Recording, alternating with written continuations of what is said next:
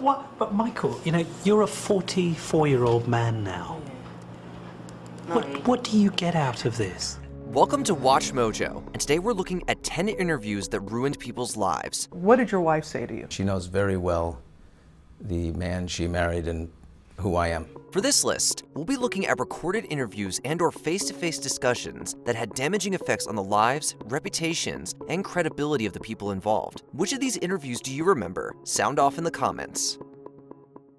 Lance Armstrong with Oprah. In October 2012, the United States anti-doping agency known as USADA stripped Lance Armstrong of his 7 Tour de France wins. When Lance Armstrong's Tour de France titles were stripped in 2012 over allegations of performance-enhancing drug use, he knew a barrage of controversy and lawsuits were heading his way. He had to get ahead of the story, and that meant confessing, despite all of his previous denials. In a 2013 sit-down with Oprah Winfrey, he did exactly that, and was almost too honest about how it all went down. Did you ever take banned substances or blood dope?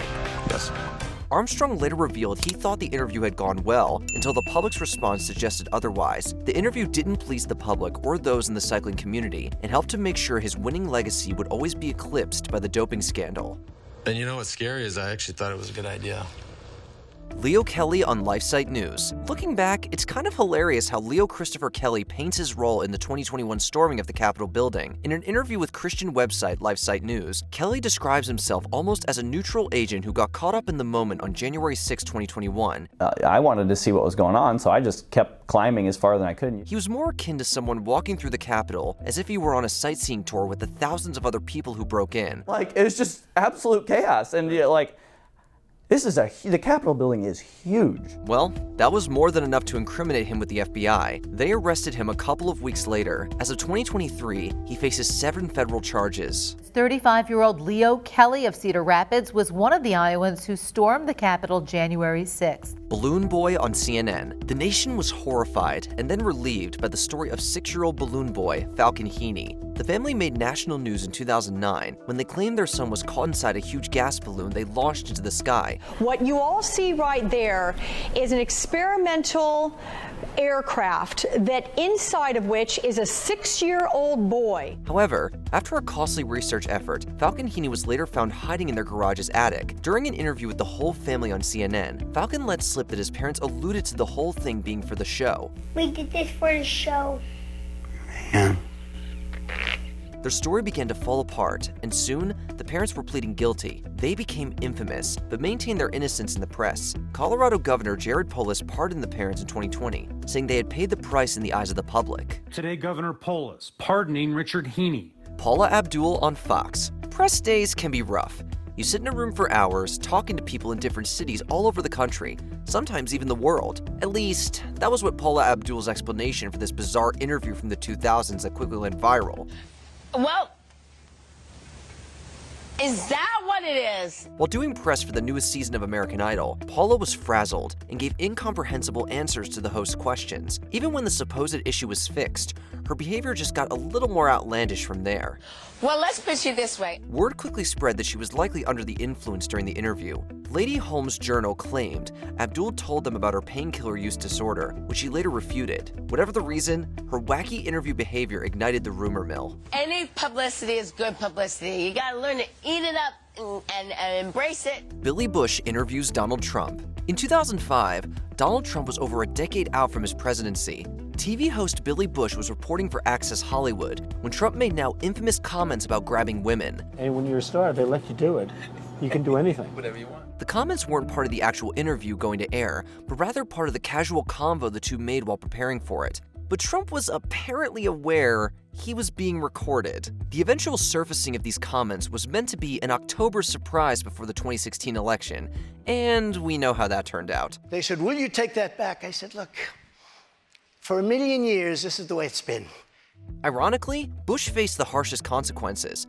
He offered his own inappropriate commentary in the clip and failed to step in when Trump made mention of Bush's co-host. Despite taking place a decade before, Bush was suspended from his new position on Today over the leaked conversation. Bush was fired from the morning show and has since apologized.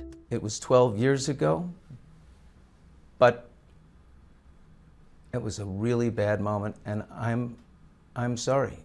El Chapo was Sean Penn. One of the most feared and powerful drug lords in the world had a soft spot for actresses, apparently. When Mexican-American actress Kate del Castillo brokered a meeting for Joaquin El Chapo Guzman and actor Sean Penn, she had no idea Penn would turn it into an interview for Rolling Stone. The actor Sean Penn found him first.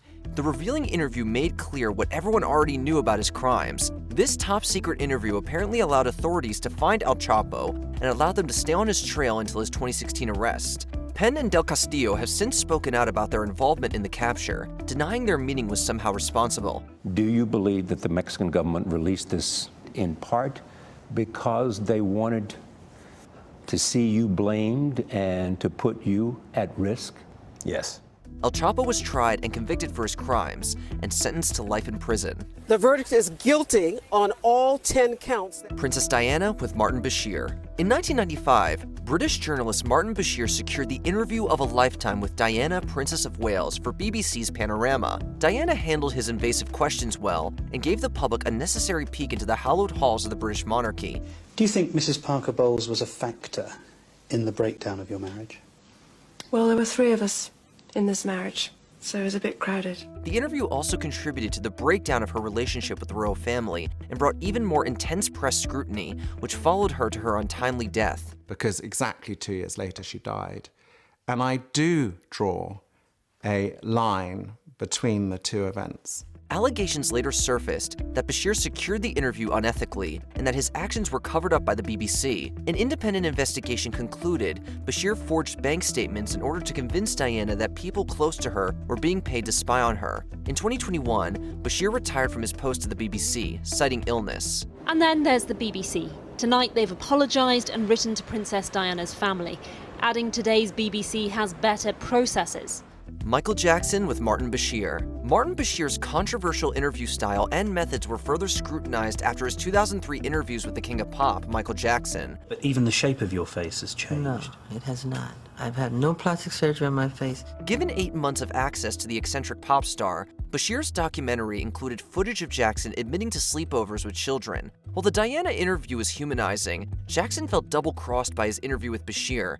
I suppose the problem for many people is what happened in 1993, or what didn't happen. What didn't happen.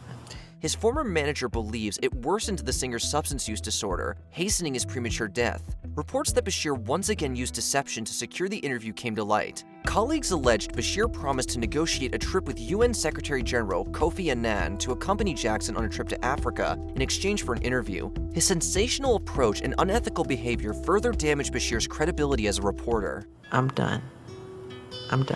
Scott Amager on The Jenny Jones Show. Back in the heyday of exploitative daytime talk shows, The Jenny Jones Show was just one of several programs that trafficked in shocking and sensationalized stories. However, the show's most controversial episodes never made it to air. Or C, would you tell that person that you're gay and you hope he is on national television?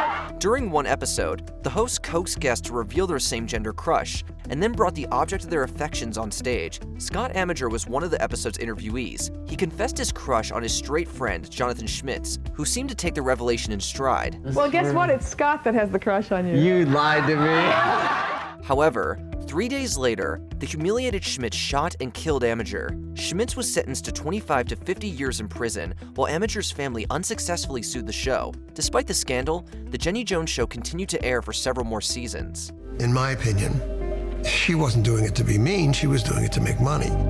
Before we continue, be sure to subscribe to our channel and ring the bell to get notified about our latest videos. You have the option to be notified for occasional videos or all of them. If you're on your phone, make sure you go into your settings and switch on notifications.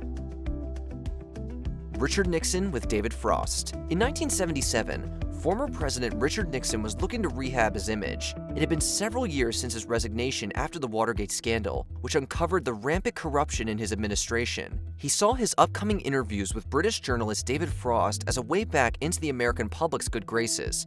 No, I don't interpret that way at all. I can't recall that conversation. Frost didn't play softball the way the Nixon camp expected. Over nearly a month of interviews, Frost worked away at the disgraced president and got some pretty alarming answers, including Nixon's assertion that the president is essentially above the law. Well, when the president does it, that means that it is not illegal. Though the interviews were a huge success, it was not the success Nixon hoped. It permanently damaged his reputation with the American public he was trying to win back. Yep, I let the American people down.